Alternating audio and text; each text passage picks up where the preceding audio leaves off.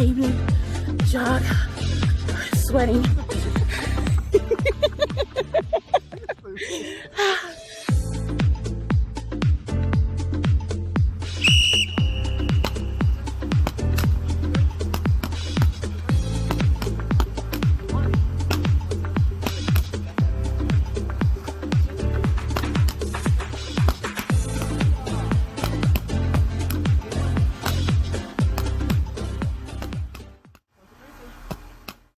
You're watching Less Weight, More Shamika Ann. I am Shamika Ann, and if you haven't done it already, please click the link below, like and subscribe. Today, we're going to talk a little bit about my decision to have VSG surgery, which is a weight loss procedure. It is called VSG, which is a vertical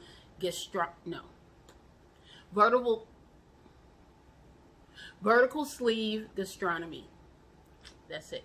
So I'm going to talk a little bit about my decision to have that procedure done, as well as my family's response. So let's get into it.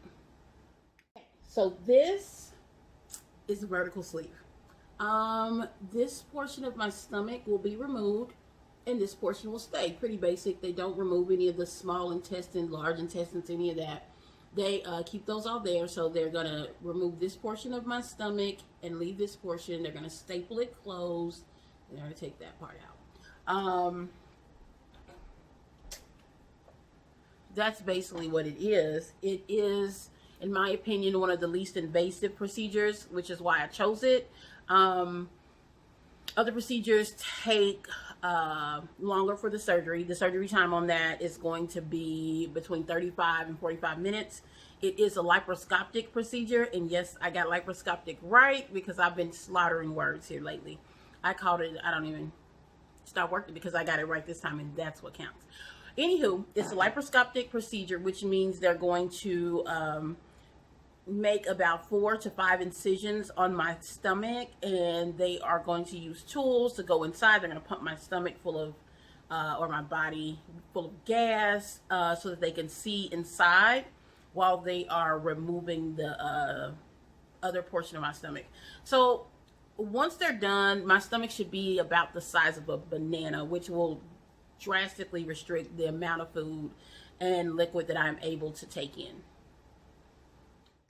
Okay, so one of the main reasons I chose the sleeve opposed to other procedures was, again, the surgery time, but also the recovery time. I think they're about the same. The difference for me was like what type of nutrients your body would absorb, the type of medication and vitamins you may have to take afterwards. Some of the other weight loss procedures like the switch or the gastric bypass, you don't absorb as many nutrients as you may with the sleeve. And so because of that, you have to take vitamins for the rest of your life. I'm supposed to take vitamins for the rest of my life, and I plan on doing it, but just not as many as you would have to with the others. And there may be other things you may have to do with nutrition. Also, there is not the big negative reinforcer of like getting super sick with like a bypass. If you eat sugar, sweets, anything like that, you're gonna like, your stomach's gonna let you know that you shouldn't have done that. So, it's the point. I don't plan on eating a whole lot of sugar or anything like that. Definitely, I don't plan on it. I've tried to like start the process of changing my mind and the way I think about food before. So hopefully this will be a smooth transition. Hopefully. Praying. You pray, I'm praying. Food addiction is real. Which leads me into the reason for actually having weight loss surgery. So one thing, I have been overweight, obese, whatever word makes you comfortable. My family was very free with the word fat, and so they would use it often, and not even in a derogatory way, because we all are overweight, obese, fat. A lot of us, I would say about 85 to 90% of the family, which makes me believe that we have some learned habits and also some genetic components, but we can get into it. But anyway, I have always been overweight. Now, I say there were those first few weeks that I was on target, probably like, I don't know, my mom went into my 2-week appointment was like, we're like, yeah, we're over. Nah, I really wasn't. I'll show you some baby pictures and stuff maybe, and kid pictures. But anywho, the point is that I've always been overweight. In that, I have not ever felt like I couldn't do what everybody else was doing though. Like, you know, I didn't feel like it was restrictive, as in like I can't run as fast. I can't do other things that people did. And so when I was younger, I wasn't maybe like the fastest runner, but I wasn't the slowest runner, you know, just little kid things like that in gym. So anyway, the point is that I definitely, I had some restrictions, but not a lot, where, you know, not like what you see on TV when you're thinking like the little fat kid, you know, they're picked on, they're teased. I mean, there are bullies and things around, but for the most part, I really didn't have a lot of negative experiences. Whereas I felt like I wasn't beautiful and nobody liked me and people didn't want me or want to be around me and I didn't have friends. And so I really didn't experience that. And so I didn't have a lot of insecurities about my weight and my size. One thing though, like I wanted to wear things that other skinny girls got to wear. You know, I didn't, in my day, it's kind of my day still, maybe. But anyway, when I was younger, we had like maybe 3 clothing stores for plus size women.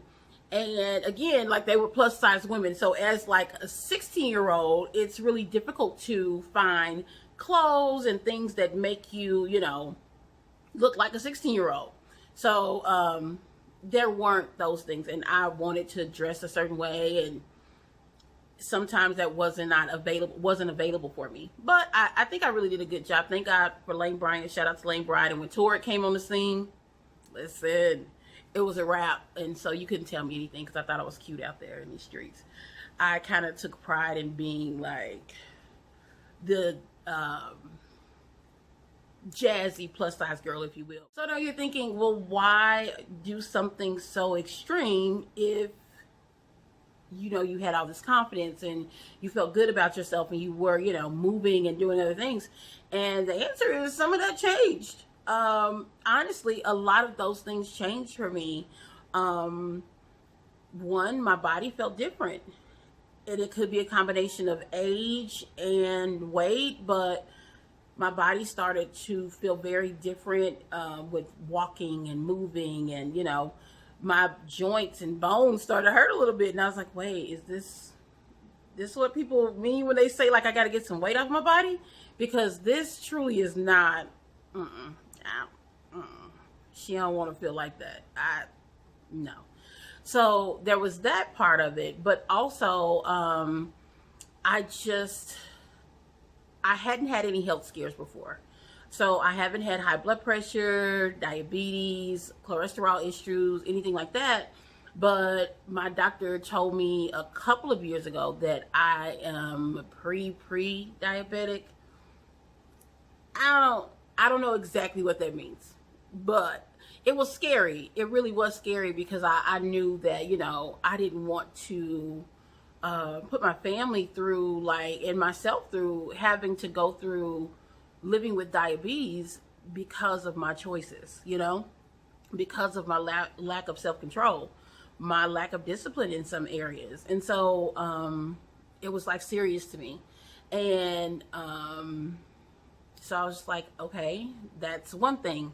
Another thing, my husband and I, we were not trying to have a baby. We weren't actively like out here like, yes, let's go and let's do all these things to get pregnant.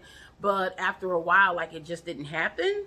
And so we were like, well, what's going on? And one of my physicians told me that, you know, maybe losing some weight would help, which could be true. I know that your fertility, like you become more fertile just because of the hormone change. with every about 25 to 30 pounds you lose. So that was definitely a motivating factor as well, because I'm getting older and that is something that I want, and it just wasn't happening just naturally. So that was another reason. So I really felt like I had to make some changes. And, you know, it wasn't just, hey, let's get this surgery and let's be good. Because it wasn't like that. It definitely, I have tried other diets. I have worked out. I've exercised with like a trainer, with groups. I've done everything from Weight Watchers, Slim Fast to keto, you know. But again, I felt that this was the right procedure for me and the right tool to help me. I mean, you still have to do those things. You still have to exercise. You still have to eat healthy. All of those things still have to happen in order to be successful. But I needed the tool. I think I need the tool. And so we'll see how it works out.